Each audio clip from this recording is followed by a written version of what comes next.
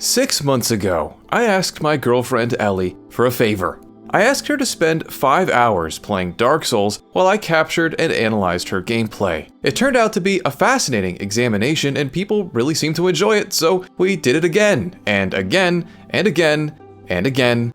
I need to walk around. Here we are many moons later, and now Ellie has played well over a dozen games for over 100 cumulative hours. Each of these adventures has resulted in their own individual episode on my channel, but here in this video, I want to zoom out. I want to talk about my biggest takeaways from re-examining everything that she's done so far. What happens when you throw a newcomer into all of these different video games? Well, let me tell you. Let's start by shedding a bit of light on Ellie's previous gaming experience. Unlike a channel such as Rasputin, who chronicles the trials and tribulations of his non-gaming wife, Ellie did play some games before we started this series. She's played through the Last of Us series, Red Dead Redemption 2, and any number of PS2 and DS oddities as she was growing up. So she's got some baseline knowledge, but if you push much beyond those examples, Ellie is flying blind. This was ideal as she possessed a general capacity to play games, but still had so much more to discover. As we began to record her gameplay, one of the first observations that I made is that Ellie had tunnel vision, for lack of a better phrase. This was perhaps no more evident than during the first game that she played, Dark Souls. Now I have to say, if I could go back in time, I wish I'd started her with a different game. Dark Souls is just so incredibly daunting and really not intended for someone lacking some foundational video game experience. Ellie got thrown into the deep end with this one, and during this early era of the series, I didn't provide any guidance whatsoever. I'm more relaxed on that now, but here, she was truly left to her own devices. Now, back to that tunnel vision I mentioned. While playing Dark Souls, Ellie was immediately intensely focused on just staying alive. Scary guy here, big ol' scary guy there, it's a lot to take in. Beyond just putting her on edge, though, the intensity of the situation was actually causing Ellie to miss important information. Early on, she found a sword and shield both essential in defeating the game's first boss. Ellie was so preoccupied with trying to figure out what was going on around her that she didn't even realize she had picked them up, leading to more confusion and frustration. Dark Souls felt like a very bewildering and isolating experience. I think that's when you were the most withholding with any guidance or information about the game. So I thought I had just entered an entirely new genre of game that I was completely out of my depth. Playing Dark Souls was the first time that I'd felt like I'd never played a video game in my life. Another example can be found in her time with Celeste. This was one of the first 2D platformers Ellie had ever played, and it's not an easy one to start with. Madeline, the character you control, is capable of dashing in the air after an initial jump. It's a vital tool to progress in the game and is visually indicated to the player through the color of Madeline's hair. If it's red, she's ready to dash, but if it's blue, that means the dash is in need of a recharge that can be achieved by landing back on the ground. Ellie was so focused on keeping Madeline alive that she failed to notice this. She began to think that something was wrong with the game itself, which was sometimes allowing her to dash and other times not. So often, all Ellie could do was focus on the necessities. Where am I supposed to go, and how am I supposed to get there? Everything else faded into the background, but a lot of that extraneous stimuli was unfortunately essential to answering those questions. Dash into that left wall right there and hold on to it. Now describe Ellie's appearance to me. She has What do blue you hair. notice? Why does it matter what color her hair is? Well, that's a good question. Can I not dash again while I'm blue? Bingo.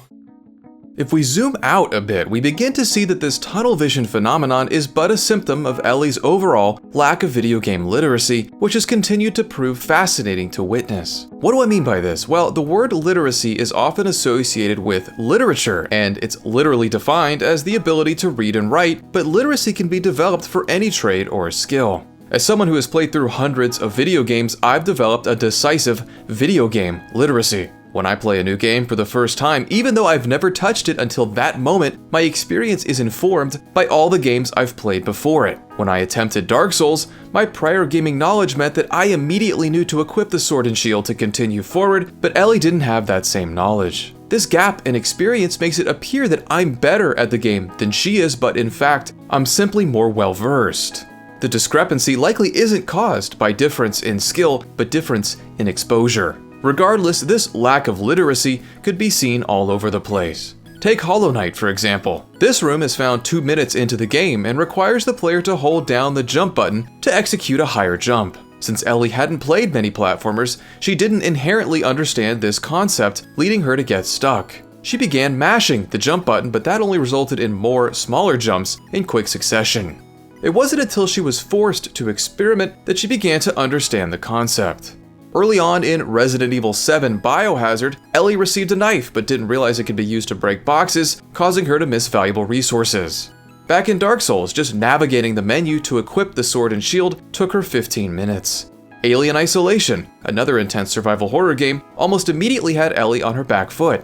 The game supplies the player with flares early on that can be used to distract enemies. The proper use of this item is immediately clear to a seasoned gamer, but Ellie didn't make the connection. In this early encounter with human enemies, she could have thrown the flare to get them off her trail, but she instead opted to brute force her way through it, leading to many deaths. She even accidentally used a flare at one point, but instead of considering how it could be used to help her, she just tried to extinguish it. How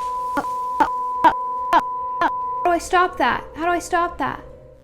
The games that Ellie has played so far vary greatly in terms of their difficulty, from the punishment of Bloodborne to the complete absence of fail states in the Stanley Parable. I really threw a lot of From games at her early on in the journey, which was probably a mistake. Beyond Dark Souls and Bloodborne, Ellie has also pushed through Elden Ring and Dark Souls 3.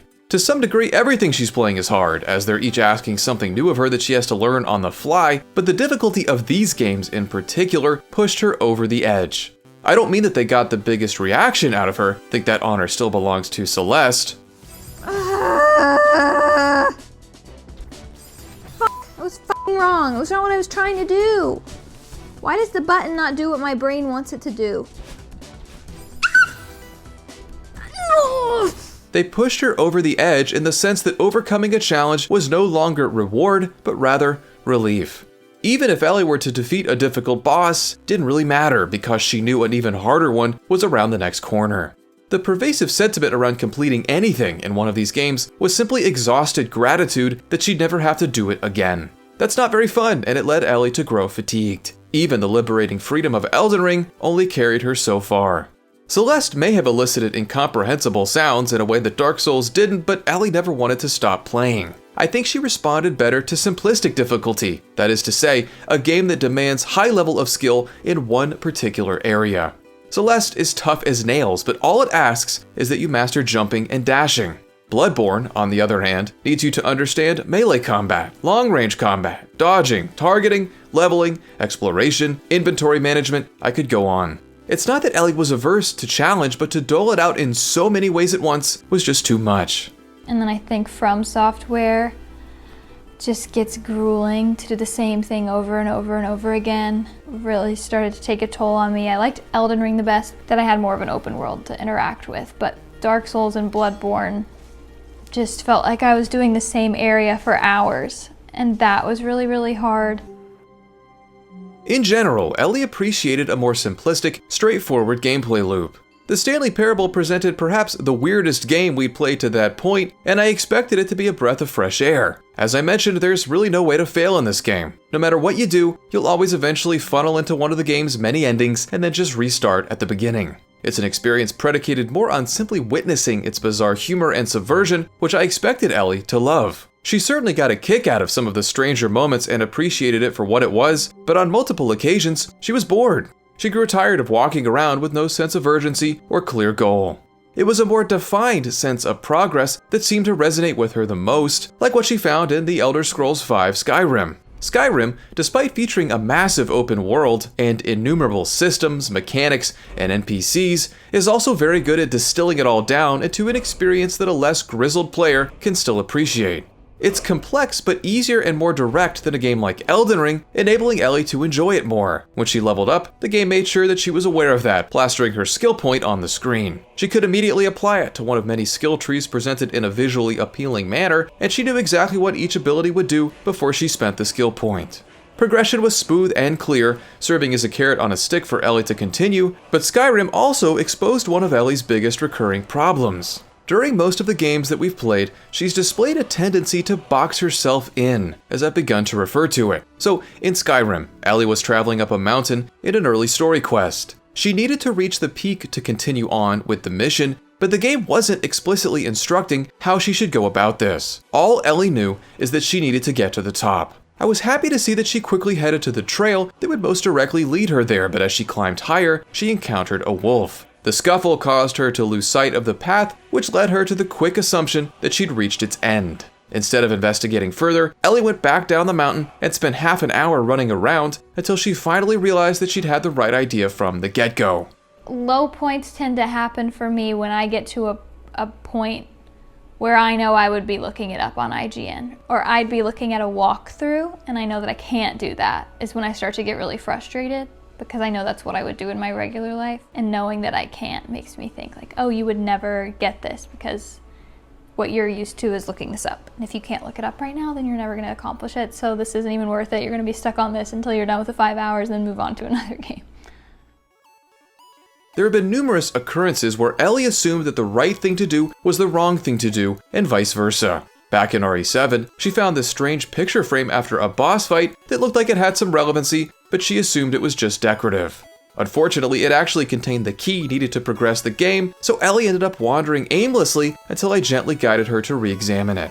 This isn't an issue contained to Ellie or video games. Us humans struggle to break out of an assumption once we formed it. As soon as we perceive ourselves to have deciphered a solution, even if it's not correct, it takes a lot for us to dispose of it and embrace a fresh idea or approach. This phenomenon continues to plague Ellie, but honestly, this is likely an issue for everyone, whether you've played one game or 1,000.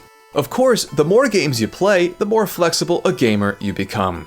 One clear issue facing Ellie throughout this process has been the occasional whiplash she's received when playing such different games. Minecraft, Assassin's Creed, and Outer Wilds don't have much in common, so the jarring effects of playing them all in quick succession are completely understandable. We can head back to Skyrim for the most clear example. Hot off of Hollow Knight's 2D labyrinths, Ellie was completely confounded by this newfound first-person perspective, so much so that she almost asked to stop playing. Switching to third person enabled her to continue forward, and she seems to have become more adaptable to perspective shifts as time has gone on. And that last point is really important. Ellie has grown more adaptable. Ellie is making progress. This is no more evident than in her time with Hollow Knight.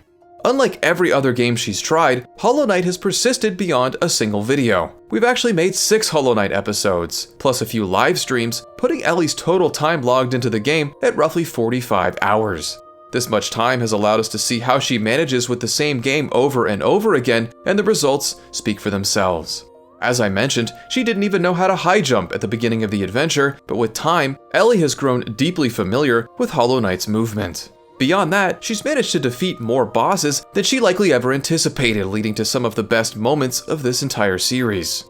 I think with Hollow Knight, one of the biggest highs of the series was beating the Mantis Knights.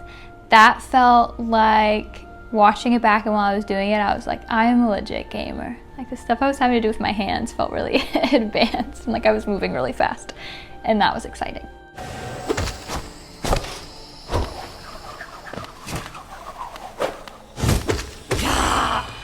Oh my god.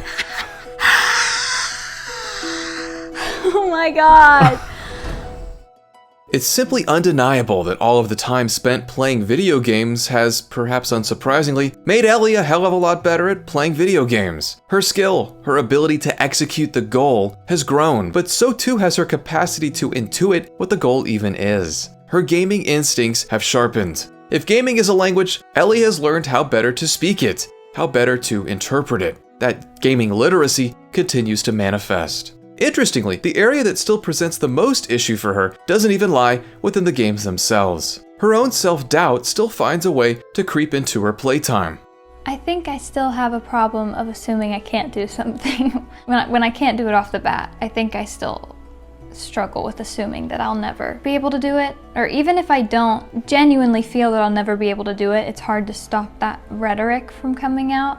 Like how you've said, blame the game, don't blame yourself. I think that's harder for me to do, knowing that I'm new to it and I don't know all of these things. I think for someone that plays a lot of games, it's really easy to lean into, oh, this is the game's fault that this isn't working. This is so stupid. This game is so frustrating. Whereas I just get frustrated with myself because I think that I'm obviously the problem because I'm the inexperienced one.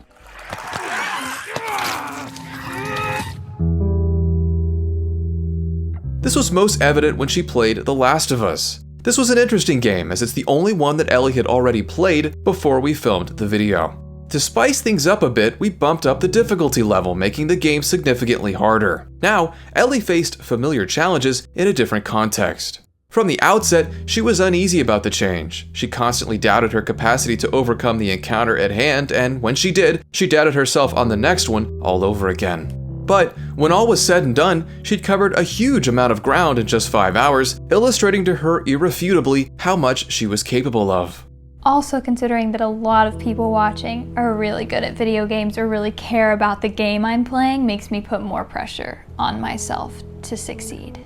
Maybe that not so organic element of making the videos makes me react in a way that I wouldn't playing normally, but I also don't know. I think I'd be hard on myself, no matter what. Given the nature of playing so many different kinds of games, it can be difficult to measure any kind of definitive progression that Ellie has experienced, but the signs are clear as day if you pay closer attention. For our most recent episode, we went further back than ever before, tasking Ellie with playing the original The Legend of Zelda. This 1987 classic is equal parts masterful and maddening, and not even Ellie was immune to the frustration. Buried beneath her anger, though, was that gaming intuition coming into its own. The second dungeon requires the use of bombs to defeat its boss, as evidenced by Ellie's death when trying to fight it with Link's sword. Because the dungeon was providing her with so many bombs, though, she came to the conclusion that they may be instrumental in the fight. She was right and emerged victorious as soon as she tested her theory. Photoshop the little thing above my head. I think I'm a much better gamer than I was a year ago, and 6 months ago even. It's definitely changed the way I approach things. I think I have a little Wilson voice in my head sometimes of things you've suggested that I do. Try to read the room around me a bit for what am I supposed to do here, which I think is good and has pushed me in ways that I wouldn't have pushed myself, because like I've said, I would look it up or I would Google how to do it when it's getting frustrating, and that's pushed me to understand the medium a bit better, to figure out what is the game telling me. Oh my god! What happened to them? Did they get hit by the storm?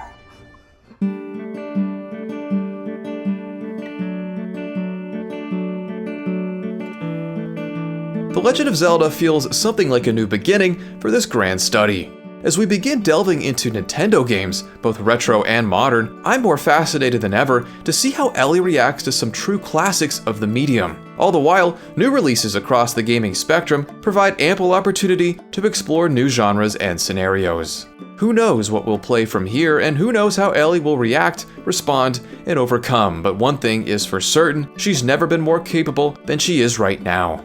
At the outset of this process, I wanted simply to see how someone with no experience would handle Dark Souls. 6 months ago, I asked my girlfriend for a favor. 22 videos, 110 gaming hours, and one impassioned audience later, I've gotten far more than that.